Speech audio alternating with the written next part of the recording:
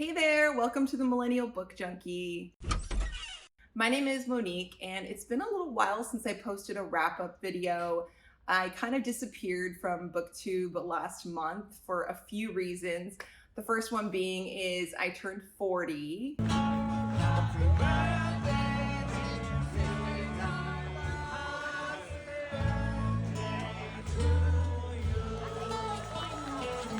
The second reason being I went on my very first business trip and I went to Seattle.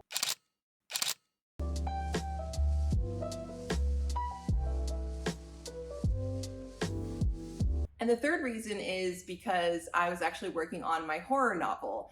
And so for all these reasons, I really took a step back from filming videos last month, and it was really weird for me because I love filming videos and I love doing wrap-up videos and TBRs.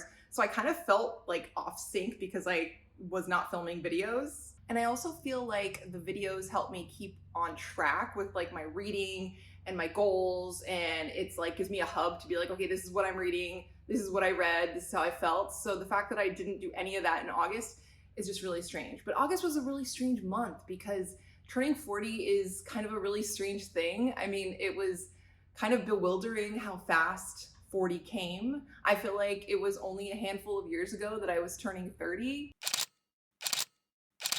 But here we are. And I can't say that I'm like sad or anything about it, but it was just kind of weird how like it's here. And like I always hear people say that like aging, it comes quick, and before you know it, you're 50, you're 60. And I do feel that way. I feel like from the time my 20s to 30s, it went by kind of slow. So when I turned 30, I was like, it'll be a while before I'm 40. But then like 30s were weird because COVID happened. So it kind of like put a pause on my 30s. And then when my 30s started back up, I'm like, oh, it's 40. So it's kind of like a weird thing. But overall, I'm really, really excited about my 40s. I just feel like it's going to be a fresh, new, fun era. And hopefully this is the decade that I finally finish my book. So we'll see. But I really did have a lot of fun in August. I was really sad to be away from BookTube, but I had so much fun. I went to a Dodger game.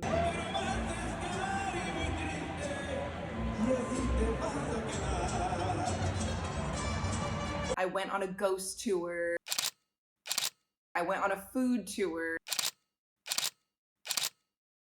I mean, these are all the things that I love. I got to hang out with my friends. I got to see some family. So overall, it was really, really great. And I am really, really excited about this next phase of my life. So because of that whole busy month, I only read 3 books in August. And I didn't plan a big TBR. This was like the first month that I actually just planned books. Like literally I'd finish one book and be like, okay, what do I read next? And I based my reading solely on research for the book that I'm writing. So the books that I'm going to share with you, there's not that many, but a couple of them were because I'm doing research on my own plot. So I was curious how other people were doing similar plots.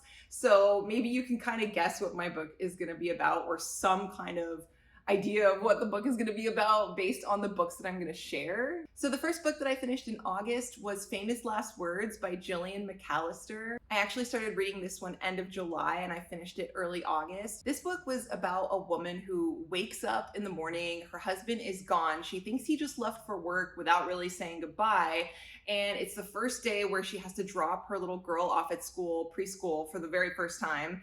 And so it's kind of a big day for her as a parent, and her husband is like nowhere to be found, and he's not answering his phone.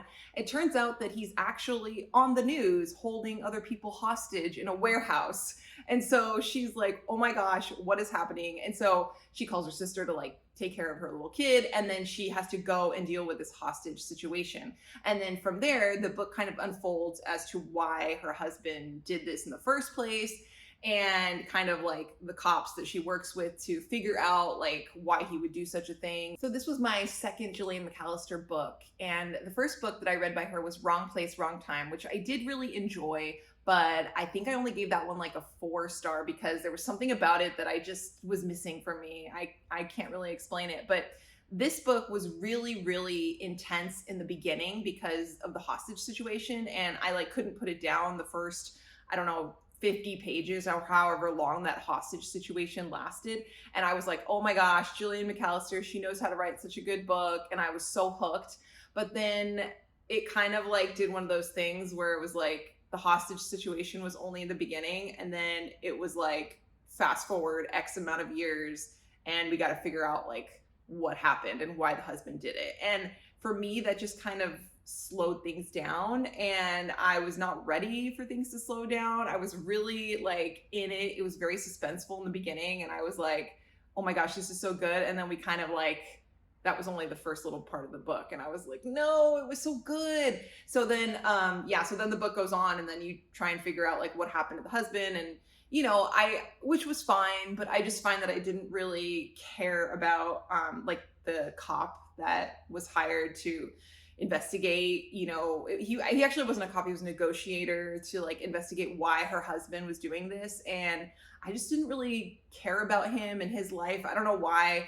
I was really interested in the wife, and then the wife's sister, who was kind of, her support. And I did, the main character was good, but I don't know. It was good, and the ending was somewhat satisfying, but I don't know. I just slowed down for me like after the hostage situation, and I found myself just not really feeling super interested in what was going to happen in the end. And then when the end did happen, I just felt like it was over, and I didn't really feel like it was, really eventful. So it was just like really, I don't know. The whole thing was okay. It was lukewarm. I gave it a 4-star. It was good, but I don't know if I'm gonna go like recommending it to everybody. I thought it was good. So I don't know, maybe Gillian McAllister is like a 4-star for me. Her last book was a 4-star, now this one was a 4-star. So but it was good. The next book I read in August was The Fisherman by John Langan. This one is a horror novel. It's under 300 pages. I got it on Kindle and I listened to the audiobook. This is about a man who has lost his wife, and in his grief, he finds fishing, and he really loves fishing, but there is something very dark about this place that he goes fishing, and there's a history behind it, and there is some mythical tale behind the area where he decides to go fishing, and this mythical tale about the area where he's going to go fishing is very scary. He learns about, the myths of the area where he's planning to fish at this diner, and he still goes fishing anyway, even though there's rumored to be like creepy things there, like people seeing things that aren't real, and the fish kind of looking like humans and weird stuff. And so obviously he goes there, and we learn the whole backstory of what's going on in this area where he's going to fish that's kind of off the map. It's kind of like a weird area where it's not even really on the map. It's kind of like off the beaten path. And so he goes with his coworker, and very scary things happen there that really affect him in his grief. And as for the rest of his life too, they affect him. So this book is very scary. It is like horror. If you want a book that kind of dives into like the horrible horrors of being grief-stricken, this would be a book to pick up. It's very dark. It scared me so much. I couldn't read it at night. I would say that the beginning, he kind of narrates it, and he narrates it in such a way where he knows how scary this place is, where the fisherman is. And like you can tell in the way that he's speaking in the beginning of the novel that he is dropping clues that this place was just the scariest place he's ever been in his life. And he kind of hints that he's going to tell you about it. And it's just very, very creepy when it does happen. And when he does go to visit this place and the stuff he sees there, it's all just very dark. Now, this book, like I said, very scary, very good, but there's a whole middle section where he learns about the history of this scary place where he went fishing. And while this backstory and history is very rich in detail, it's very, very good, for me, it kind of just felt like I was reading a whole other novel. Like, he was giving this backstory, this history, but like, it was just like a whole other story within the story. And for a while it was good, but I really just liked the narrator's perspective. And so when he kind of went into this whole backstory of this scary place where this fisherman lives, it was dark, but I was getting bored of it. I was like, okay, the story is going on for like most of the novel. Like I want to get back to the main character and what's his experience when he goes fishing here after we learn about this whole fisherman history. So I gave this book a 4.5 just because it was so scary and so good and it drew me in, but there was just that whole bit in the middle that just felt like so long. And I felt like it went on and I was like ready to go back to the main character. But overall, if you're looking for a kind of dark horror novel that is different, that talks about monsters in a river and involves like fishing, I think that's just so unique. I would definitely pick it up, and it's one of the scarier books that I've read this year, and I really enjoyed it. The third book I read in August was called Crossroads by Laurel Hightower. I have not read any Laurel Hightower, and now I'm going to be a fan for life because this book was so scary. It was only 110 pages. I guess it'd be more like a novella. It's like a 4-hour audiobook, but this book is about a woman who loses her teenage son in a car accident and the lengths that she goes to see him again. She ends up cutting her finger while visiting his grave one day, and the blood like seeps into the ground. And then after that, she thinks that she sees him like in the street. And basically from there, you kind of are wondering like, is she really seeing her son, or is this like something darker? And she starts going to really great lengths to see who she believes is her son. And it is very dark. And again, we have a horror novel that is really centered on grief and what happens, you know, when we're in a state of grieving. And this was very, very interesting to me. And I was curious how it was going to play out. This was another book that kind of deals with like dark stuff, but also like demons, and that kind of stuff always scares me. And so another book that I could not read at night, I actually got a very scary nightmare after the first day of listening to this. So if you really want to be freaked out this season, this spooky season, I would highly recommend picking this up. It's only 110 pages, 4 hours long on audio.